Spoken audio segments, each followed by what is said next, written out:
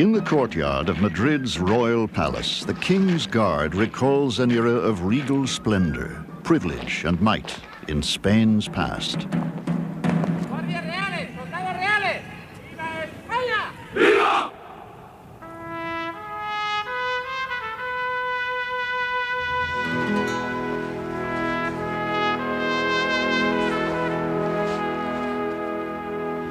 But the saga of Juan Carlos is distinctly modern.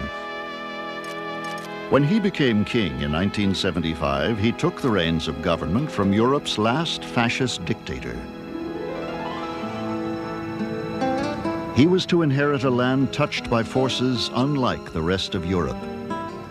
A land chosen by destiny to become the greatest power on earth, then doomed to lapse into decades of decline and stagnation.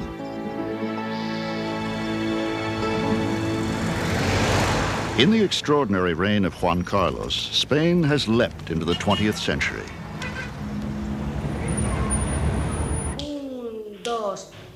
But as new ideas, concepts, and values flood in, the Spanish people cherish the ways that are uniquely theirs.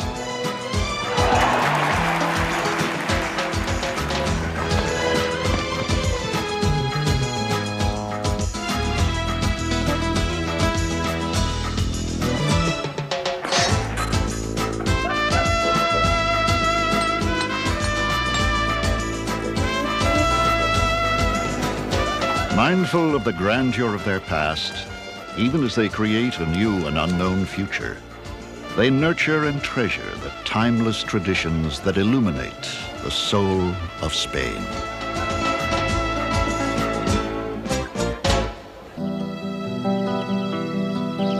Spain, dramatic, mysterious, complex.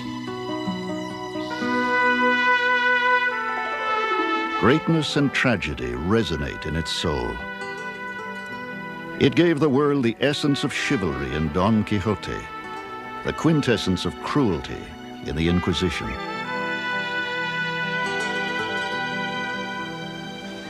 Long after the rest of Europe industrialized, Spain remained poor and agrarian.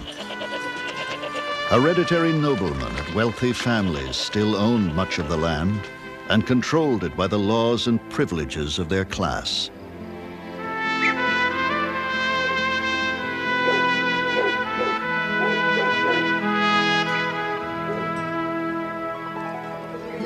Inward looking, the people proudly clung to their ancient heritage, customs, and beliefs. Who are they? Where did they come from? What shaped the Spanish soul? Lying astride the Atlantic and Mediterranean on the Iberian Peninsula, Spain has been called that country ripped from hot Africa, soldered crudely to inventive Europe.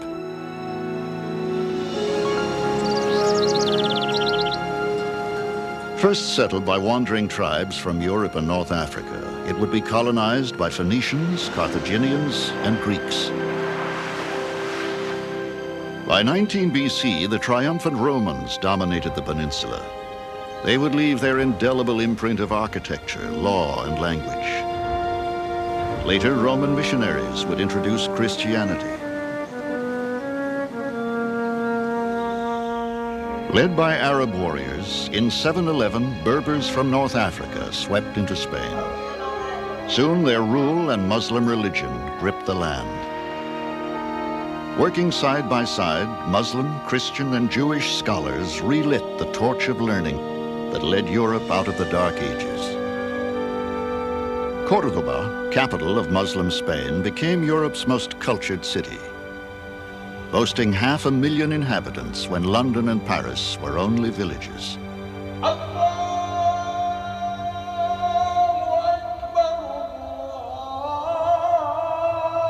But through the 8 centuries of Muslim rule, the Christians waged war to reconquer the land, until only Granada survived as a Muslim stronghold. In 1492, the last Muslim king surrendered his crown to the Catholic sovereigns, Ferdinand and Isabella. Through war and inquisition, Spain would expel not only the Muslims, but all Jews who refused to be baptized.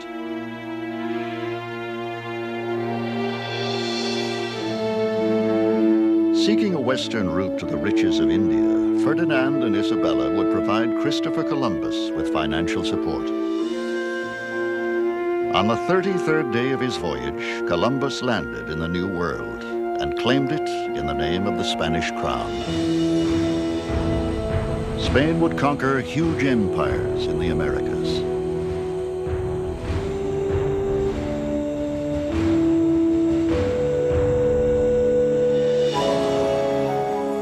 Gold wrested from native peoples would finance wars in faraway Europe. And Spain would become the world's mightiest power.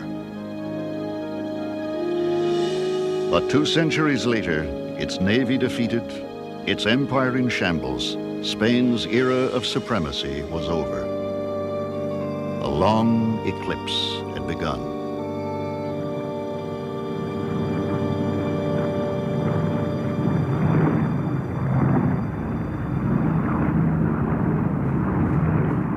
(1936). With the Second Republic torn by political turmoil, Spain is plunged into bloody civil war. An alliance of army officers, monarchists, and the Catholic Church joins the fascists in rebellion. They are supported by Hitler and Mussolini in a conflict that becomes a dress rehearsal for the Second World War.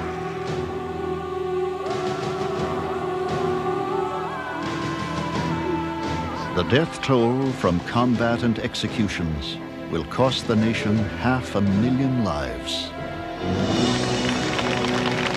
1939. With the fall of Madrid, General Francisco Franco, commander of the victorious nationalist troops, assumes powers greater than those of any monarch in Spain's history. Nationalist, rightist, and authoritarian, the dictator Franco embarks on 36 years of repressive control.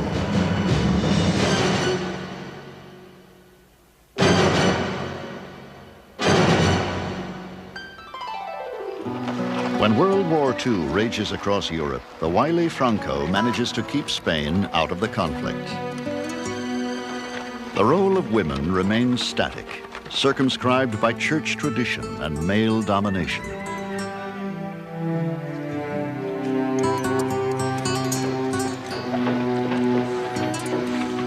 Physically shattered and spiritually crippled in the long aftermath of war, the nation will need years to heal. Franco orders construction of the Valley of the Fallen to commemorate the Civil War dead. Although named El Caudillo, the leader for life, he knows that someday he too will find his final resting place here. Believing a monarchy would best serve Spain, Franco selects as his successor the grandson of the last king. Born in exile, Juan Carlos first set foot on Spanish soil at age 10. His father, legitimate heir to the throne, had acquiesced to Franco's desire to educate the boy. The prince would spend 4 years in the Army, Navy, and Air Force academies, attend university, and complete his studies at a number of government ministries.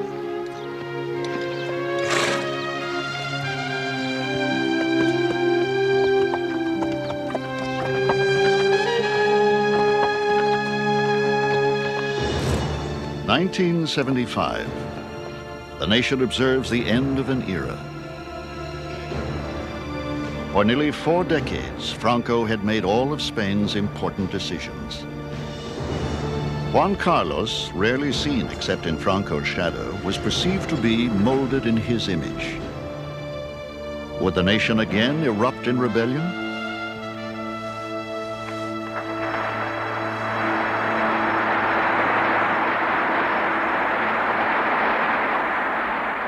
Juan Carlos swore his allegiance to the Constitution and the people. Desde la emoción en el recuerdo a Franco, ¡viva el rey! ¡Viva! ¡Viva España! ¡Viva!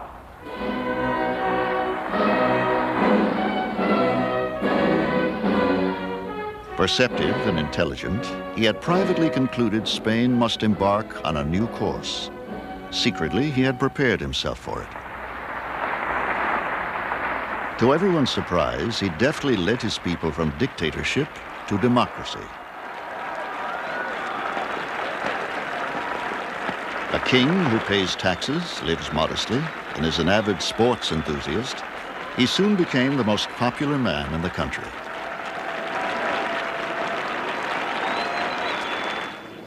His greatest test came in 1981, when Parliament was invaded by civil guards commanded by a right-wing colonel.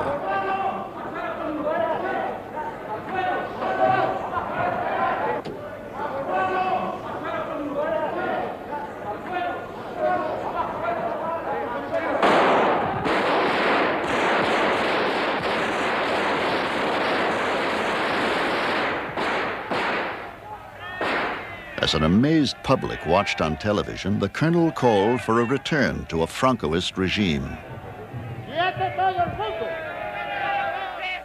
Al dirigirme a todos los españoles, con brevedad y concisión. Working through the night as Parliament was held hostage, the king obtained pledges of loyalty from his principal military leaders and quelled the attempted coup. His reassuring address to the people included these words: "The Crown cannot tolerate actions attempting to interrupt by force the democratic process." Under his leadership, a vital and dynamic new Spain has become an economic success story. The nation is an eager new member of the European community.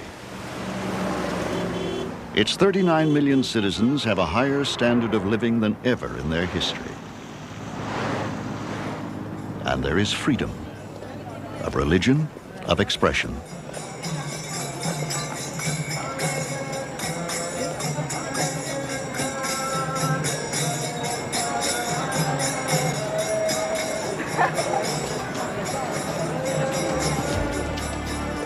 The repression of old has evaporated. A burst of growth has transformed the nation.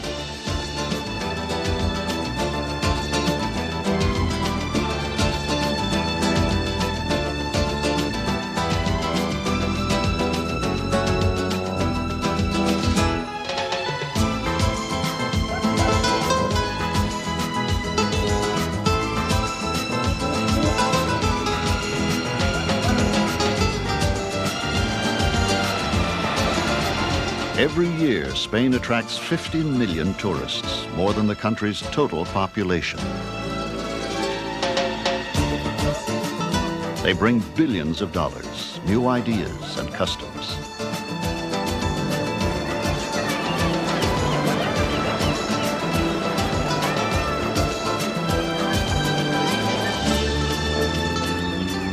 The Spaniards, once Europe's poor relations, have become conspicuous consumers.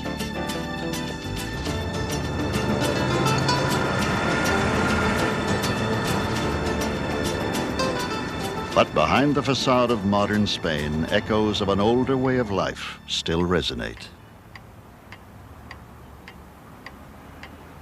In the same year that Franco died, so did Don Fernando de la Cámara, one of the wealthy landowners who had supported the dictator.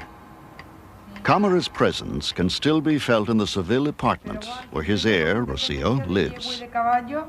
Lo que quiero es que tú te pongas bien del todo y que te venga un día al campo a disfrutar. ¿Vale? She is now the head of her family's agricultural business. As her father did, Rocío grows wheat and sunflowers and raises bulls to fight in the ring.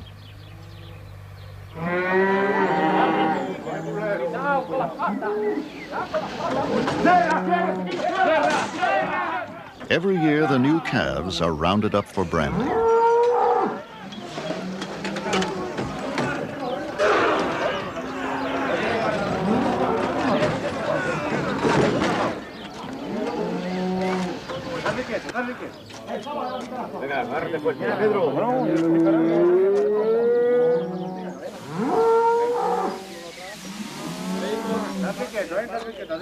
In this tough and traditionally male-oriented atmosphere, Rocio has found acceptance. Evidentemente es más difícil que siendo hombre. Pero bueno, la sociedad va Of evolucionando. course, it's harder being a woman, but society is changing, and nowadays there are no real problems. Big problems. A lo mejor si fuera hombre, pues estaría tirándole el cerro, que lógicamente. If I were a man, I'd wrestle those calves, but as a woman, I can't. But there are many important things to do on a ranch, where being a woman makes no difference at all. Y razonar una serie de cosas que al fin y al cabo, por ser mujer, pues el razonar no te lo quita nada.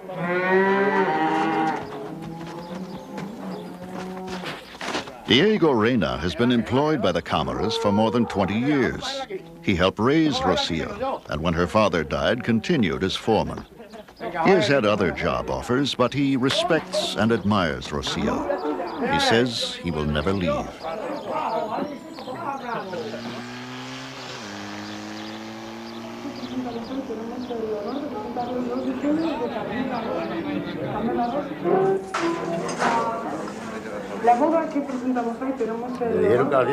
Unlike his peers of 25 years ago, Diego receives an adequate income, has his own house, and can look forward to retirement with Social Security. Today, Diego has the right to vote, but like many others, still prefers the old ways. Yo personalmente vivía más tranquilo. Personally, I felt more at ease under Franco than now. Yo personalmente. Nobody bothered anybody. You could bed down in the fields anywhere. Now you can't. Hoy no se puede uno acostar en ningún lado. In the last few years before Franco died, life was peaceful in the country. We ate well in the country, and we could save a peseta or two.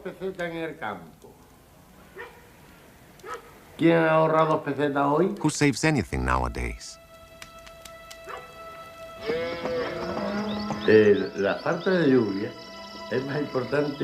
Whether Juan, Pedro, or Antonio is in charge, the land is the same.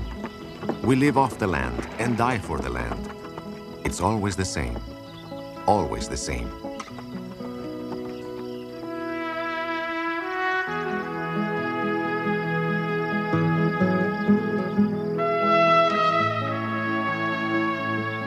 Diego's land is Andalusia. In this southernmost region of Spain, under a brilliant sun and sky, olive trees and vineyards have thrived for thousands of years.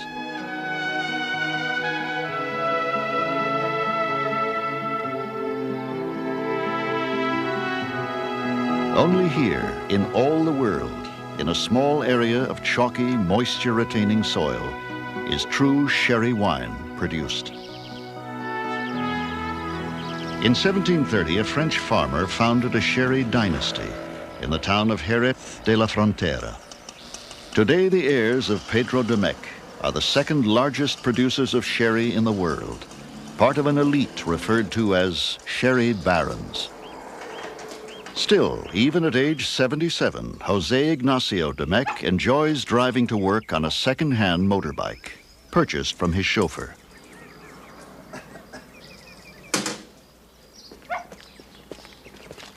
At the manor house that overlooks some of the Domecq vineyards, he meets his eldest son.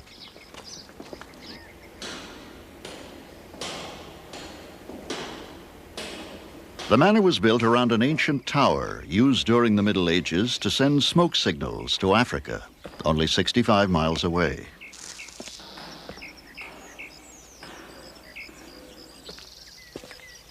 It provides a vantage point from which the Domecqs can confer about the 4,300 acres of vineyards they cultivate here.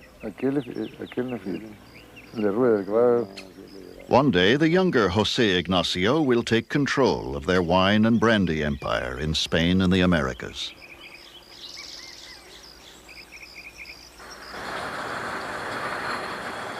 Domecq produces 10 million liters of sherry annually.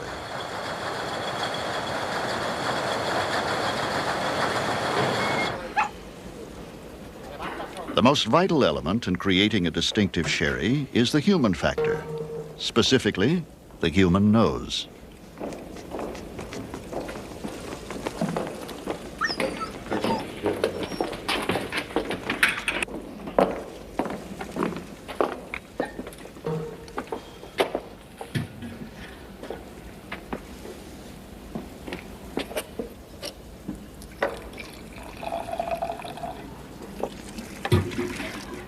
In the bodegas where sherry matures, the Domecqs exercise the delicate skill which has made the family masters of the art of winemaking for 250 years.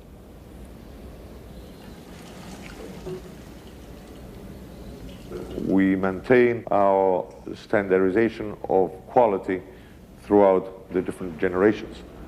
My father is known in the wine world for the nose, not only because of the size of it, that is, you have seen is rather big, but because he's considered one of the most important specialists in Europe in the science of wine. Okay.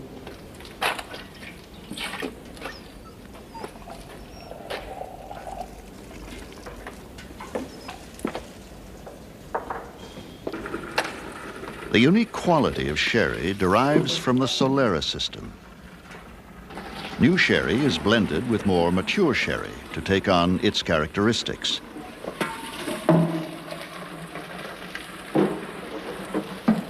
Fortified with grape brandy and repeatedly blended, it ages in oak casks until it reaches maturity.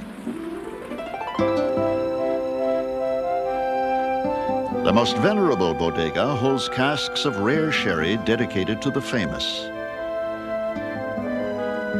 Among them is one once reserved for George IV, King of England. A cask was dedicated to Napoleon in 1812. And after the Battle of Trafalgar, Admiral Lord Nelson's body was shipped to England perfectly preserved in a cask of brandy and sherry.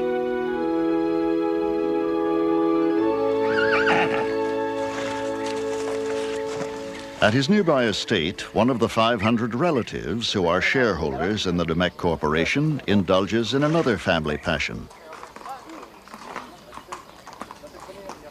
For 20 years, Alvaro Domecq, like his father before him, was famed for his prowess in the Spanish art of bullfighting on horseback.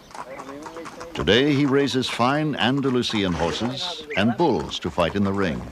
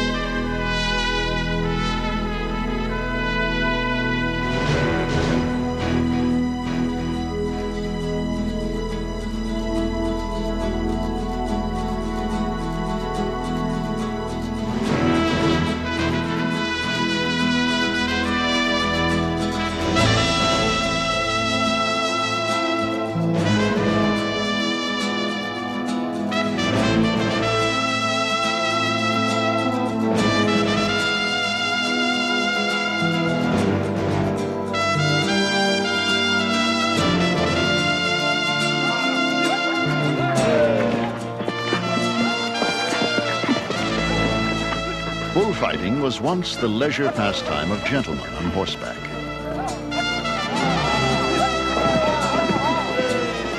Farmhands assisted with their capes.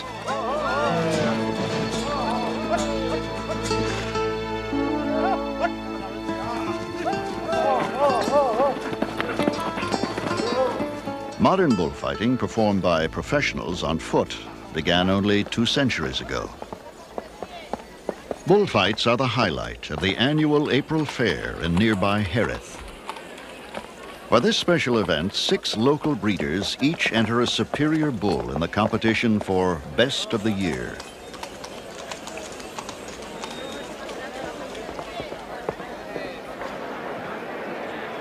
Domecq is here, sharing the crowd's anticipation and hoping his bull will bring honor to the family's reputation as breeders.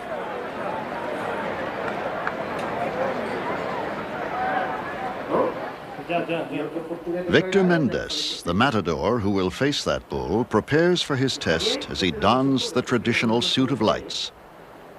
The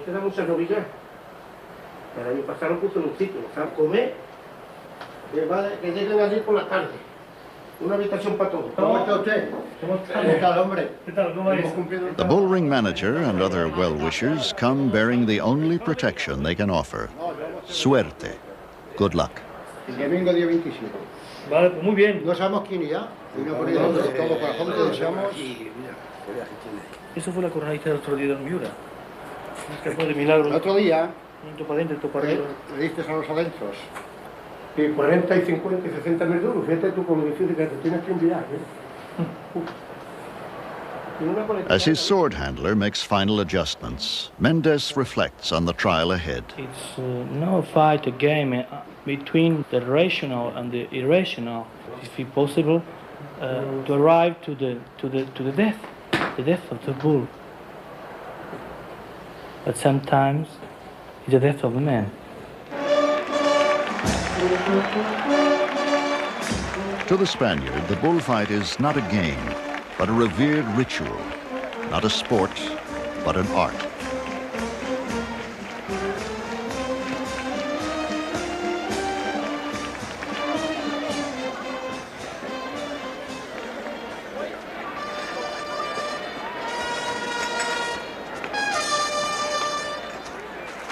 Its origins can be traced to pagan sacrifices and to ancient Greek and Roman games.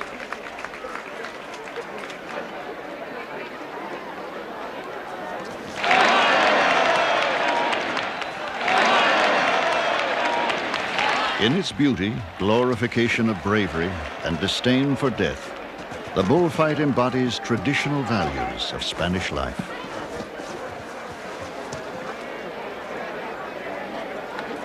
More than spectacle, this is mythic theater, in which the drama of life and death is reenacted, culminating in the predictable, but by no means certain, death of a noble beast. In recent years, it has lost popularity, and there is increasing disquiet among a minority of Spaniards about the morality of their national fiesta. But for some, it remains an irreplaceable thread in the fabric of their heritage.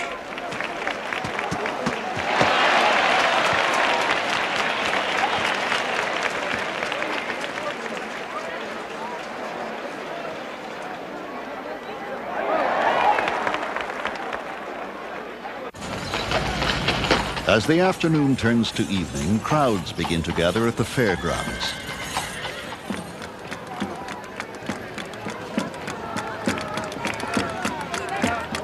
In this week-long celebration, women wear traditional Andalusian dresses. Friends meet, sip sherry, make music, and dance.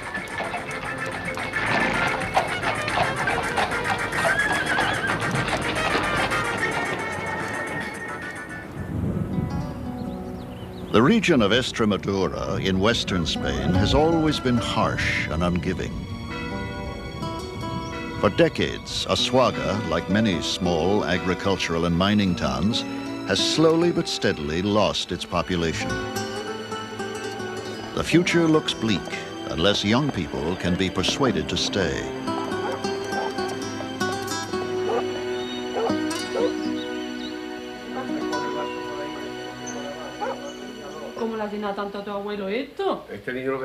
Among the few professionals here is a husband and wife team of doctors assigned to the local clinic.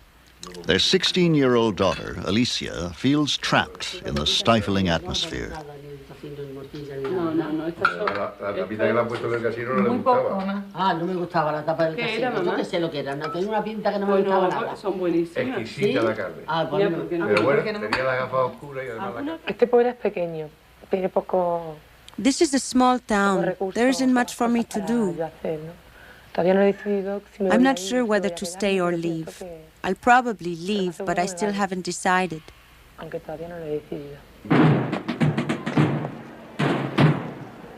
The lack of entertainment, career opportunities, even participation in sports all make teenagers yearn for greater freedom.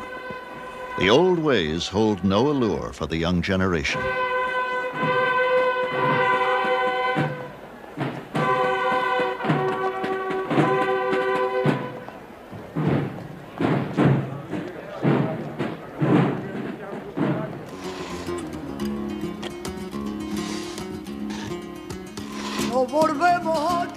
When Alicia's parents accept job offers in Seville, she is thrilled to go with them. She will become one of the thousands who seek new lives in big cities.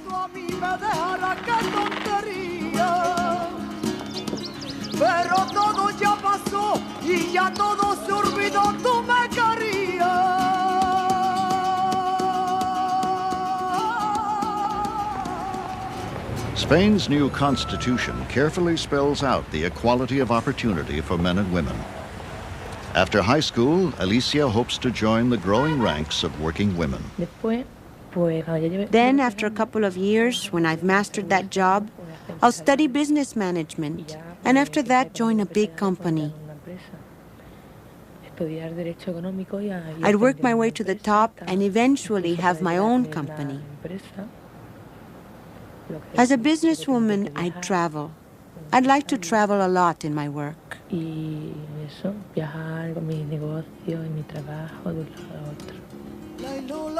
Today, many women are entering the ranks of leadership in government, politics, and commerce. The unemployment rate of women is twice that of men. But like Alicia, they pursue an alluring dream.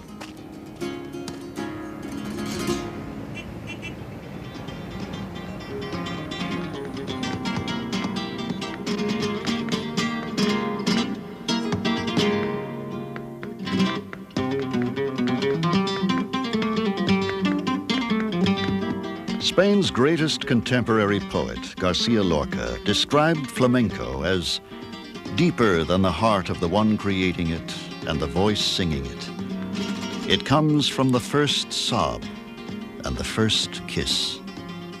Flamenco was born in Andalusia when Arabic and Spanish music mingled with the songs of the Jews. The gypsies were to adopt it and, in their wanderings, carry it throughout Spain.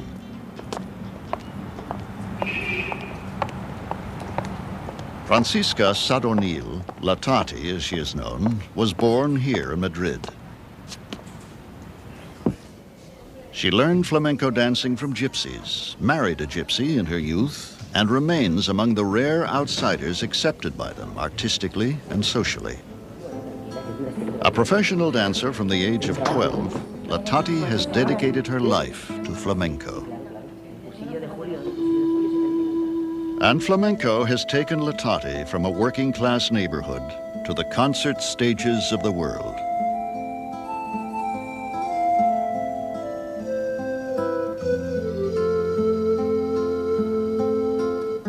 She reminisces.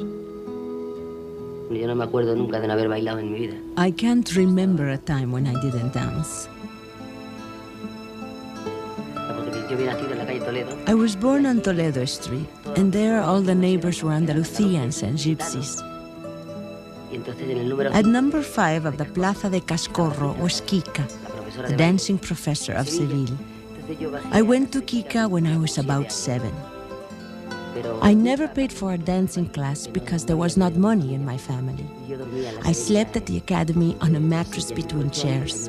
I helped Kika clean the academy and did the errands, and this way I learned to dance.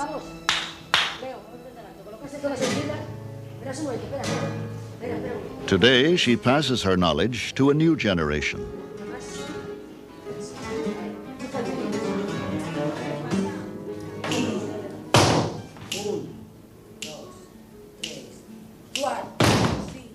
She reflects on teaching. With recording, singers and movie actors can leave their way of singing or playing music, but with dancing, it's a little more difficult. If you don't do it through teaching, you can't leave a school of dance. This is why I like teaching very much.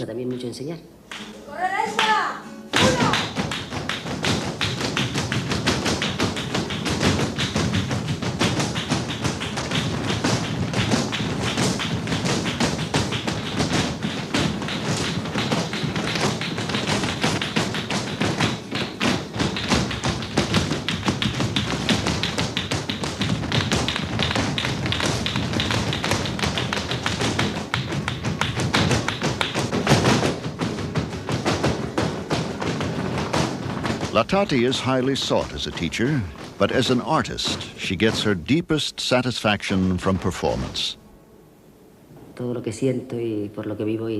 My life is shaped on the stage. All that I feel or live for, everything, all my suffering and all my glory, all my life is on the stage.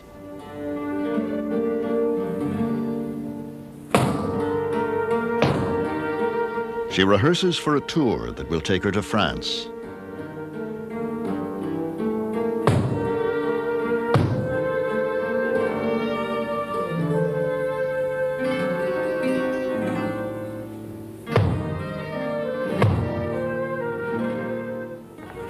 La calidad del flamenco. The quality of flamenco is to get out of a difficult situation of crying and of sorrow, to get into an explosion of happiness and a feeling born in the soul and the heart. Flamenco is an expression of the soul.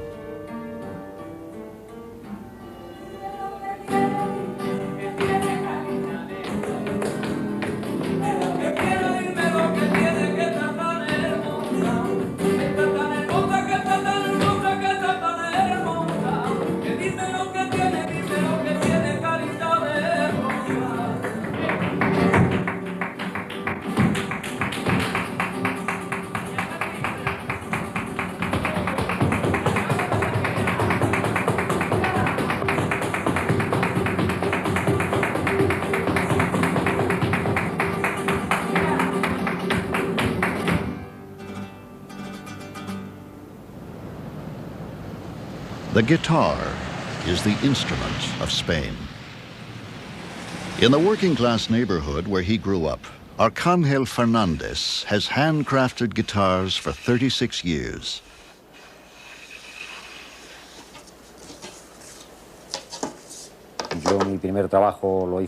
I had my first job at 11 as a furniture maker.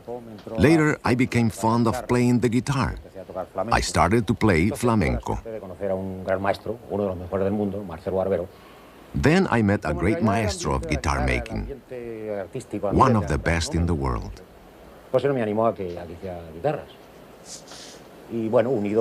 Since I had found that the artistic environment was not much to my liking, I found myself turning to guitar making.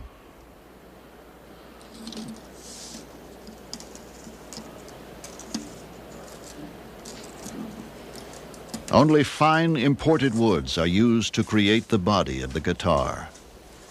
They are carefully heated and shaped as the craftsman gradually brings the instrument to life.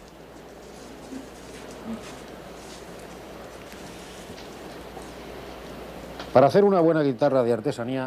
make a good handcrafted guitar, you need at least 1 month.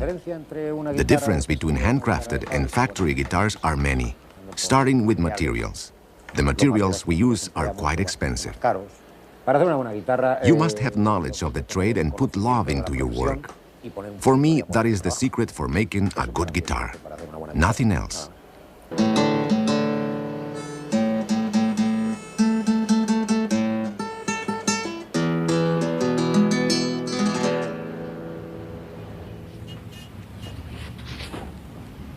Aquí a esta banda, que es donde mejor se ve eso. Curiosidad ya. Todo con mucha delicadeza. Signed and numbered by the craftsman, a finished instrument may cost from $2,000 to $10,000. Ahí tienes tu guitarra. Después de 8 años ya está bien, ¿no? Bonita. Bonita. Vamos a ver si suena. Vamos a hacerlo bien, como se puede, ¿verdad?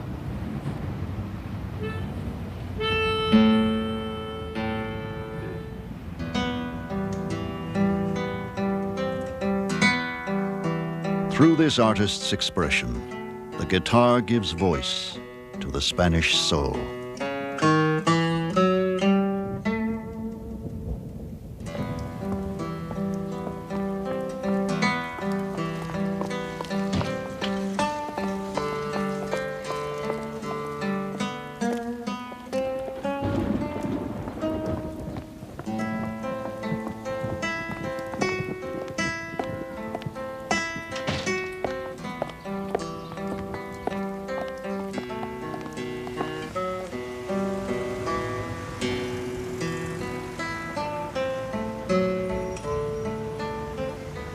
During the decades of Franco's dictatorship, the Catholic Church was able to legally enforce its rigid doctrines.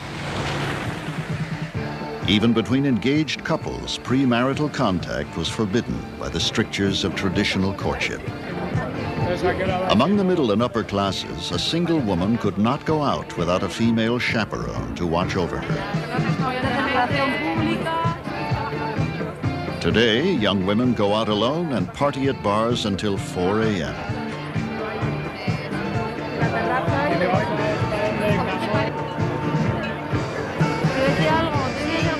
Agata Ruiz de la Prada is among the contemporary Spanish women who now define their own roles in society.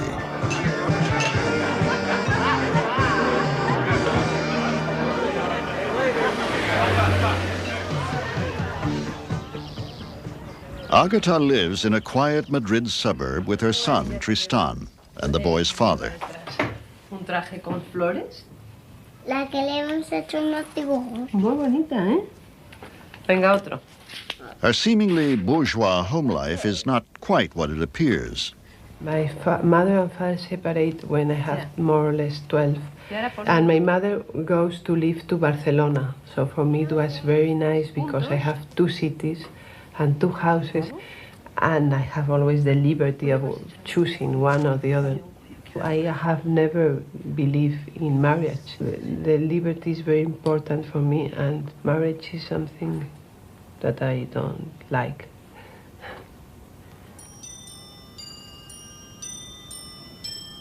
Ruiz de la Prada is a designer and businesswoman. These dolls, whose costumes she creates, sold over 1 million in Spain alone last year.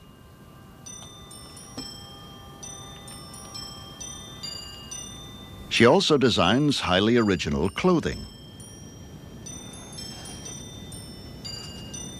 When I was little, I wanted to be a painter.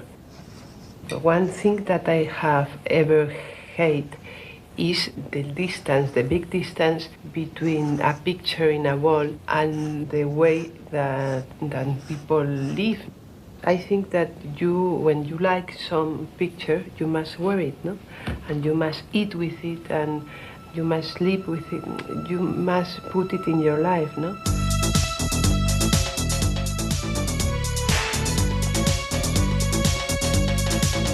Humorous and deliberately outrageous, her designs have brought her international recognition.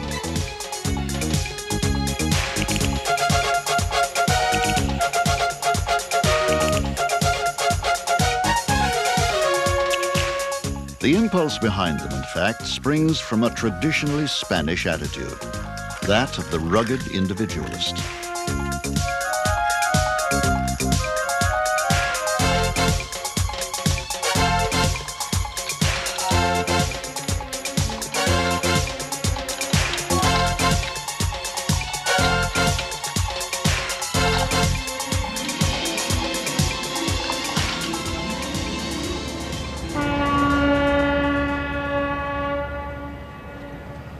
Barcelona, Spain's largest seaport, the nation's second city and industrial powerhouse. Barcelona is also the center of a rich and highly original artistic tradition. This legacy is evident everywhere. In a mosaic pavement created by the great Joan Miró,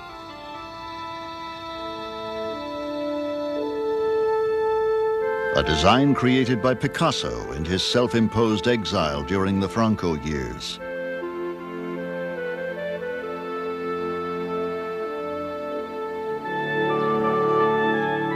And the undulating curves of a facade by Antoni Gaudí, a genius who used the sinuous forms of nature as the vocabulary for his architecture. Gaudí was dubbed visionary and madman.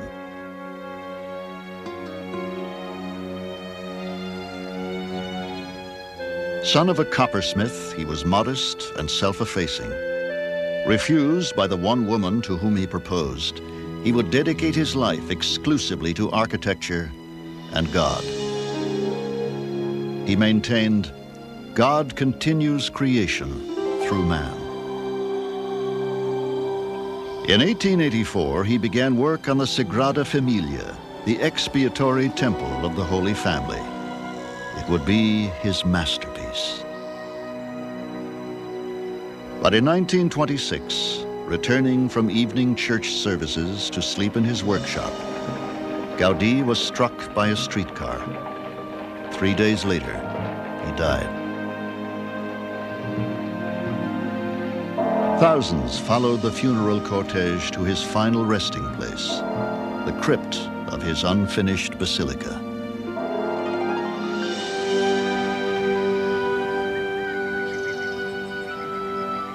Today, Gaudí's vision continues to take shape above him. From the beginning, construction has been funded by public donations. Only some 50 artists and craftsmen are employed.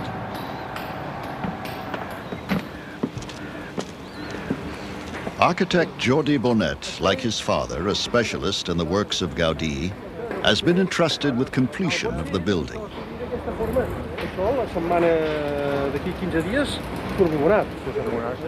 As much a sculptor as an architect, Gaudí preferred to make models rather than work from drawings.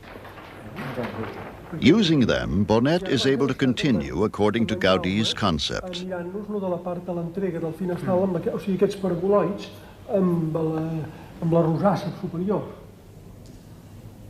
A model of the nave, the central part of the church, reveals columns whose design was inspired by shapes found in nature. They will support the ceiling of the nave, filling the shell that has stood empty for over a century.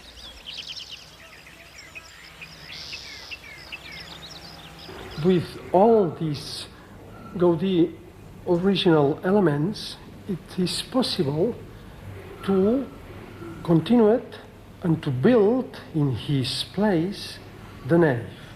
But it is not so easy to continue it. But I hope to have, or to are in the same spirit of Gaudí, and for them we are working with all our forces to make the best.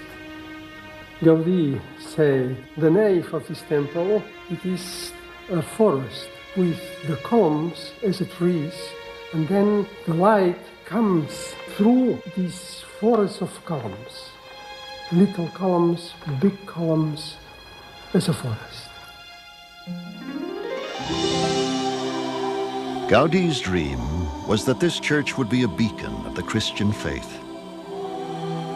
Every year, hundreds of thousands from throughout the world visit his unfinished poem in stone.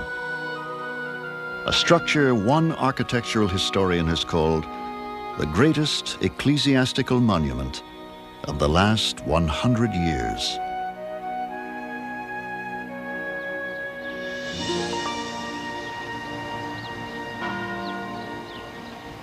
Holy Week.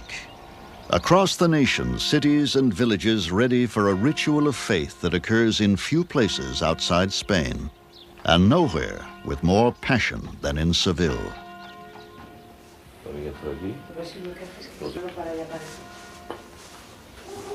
Manolo Acosta dresses in the garb of an ancient religious brotherhood. For me, Holy Friday is one of the fundamental things of my life. So important that I'm thinking about that day the whole year.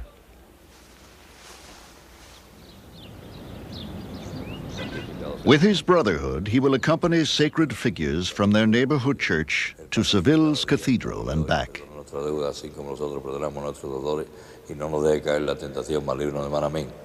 Dios te salve María, llena de gracia, el Señor es contigo, bendita tú eres entre todas las mujeres. En nombre del Padre, del Hijo, del Espíritu Santo. Amén.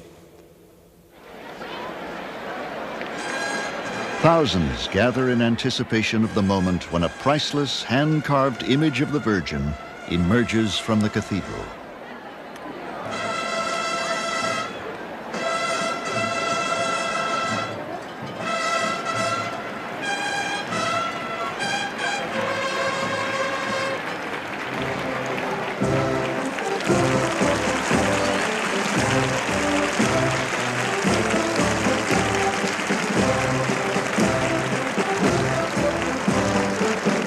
Platforms called pasos support lavish figures of the sorrowing Virgin Mother, Christ, and scenes of his passion.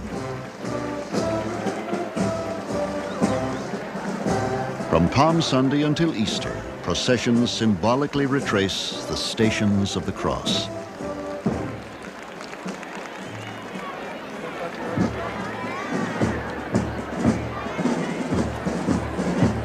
Proceeding blindly under the directions of a guide, 30 to 40 bearers support the pasos, which may weigh up to 2 tons.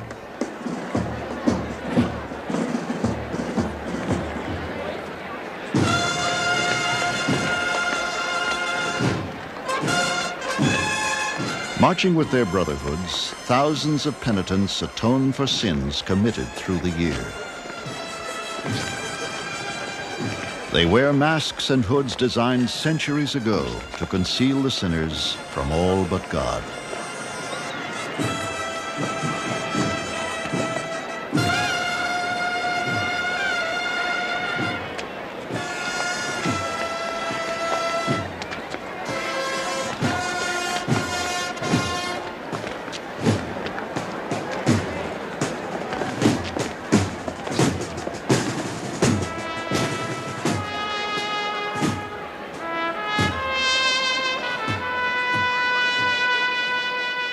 As the people of Spain approach the 21st century, they seek to define their new identity, strengthened by the timeless elements of Spanish life, the ardor for spectacle and beauty, the rich history, proud land, and enduring traditions that are the soul of Spain.